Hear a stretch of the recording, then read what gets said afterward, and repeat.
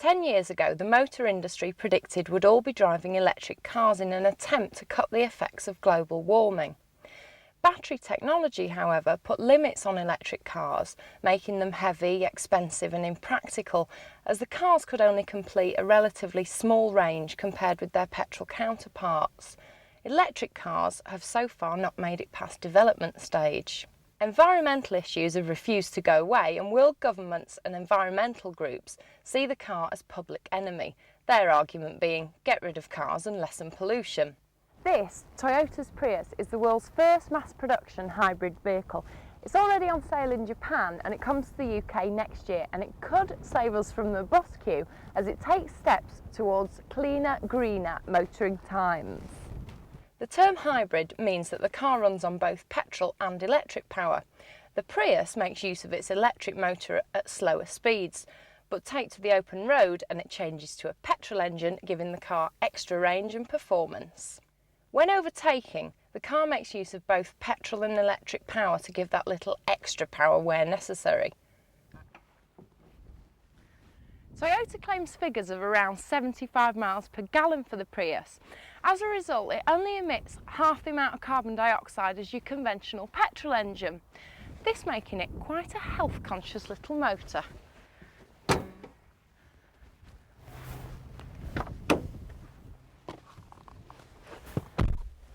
Inside, the Prius feels extremely spacious.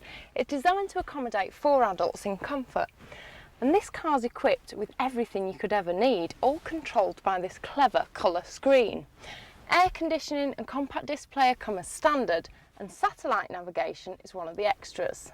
Despite the equipment levels, the interior is dominated by this rather boring grey colour, and the interior plastics are no match for European quality, especially those Germans. With all that action going on under the bonnet, you'd be forgiven for thinking the Prius would be difficult to drive, but it's not. You simply release the foot-mounted handbrake, slip the gear stick into drive, and away you go, just like any other automatic car. The car is extremely easy to drive. Power steering complements the automatic gearbox, and the cabin is such a quiet place to sit, the engine noise is barely audible, and when it's in electric mode it trundles along almost silently.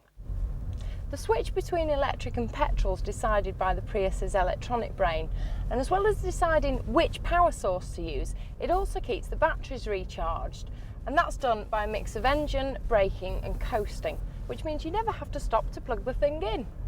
All this can be watched, be it somewhat distractingly, on the LCD screen. The power-assisted steering is really light and the brakes very sharp, which is a good thing because pedestrians can't always hear you coming. On a more final note, when your Prius reaches the end of the road, up to 90% of the car can be recycled. For a car with such good intentions, it seems almost churlish to pick on how the Prius looks, but as with many Japanese cars, it's not everybody's cup of tea. Some would say ugly, others would be a bit more blunt. The Prius is a clever idea which solves the problems that used to face electric cars. It also reduces the environmental effects caused by petrol engines.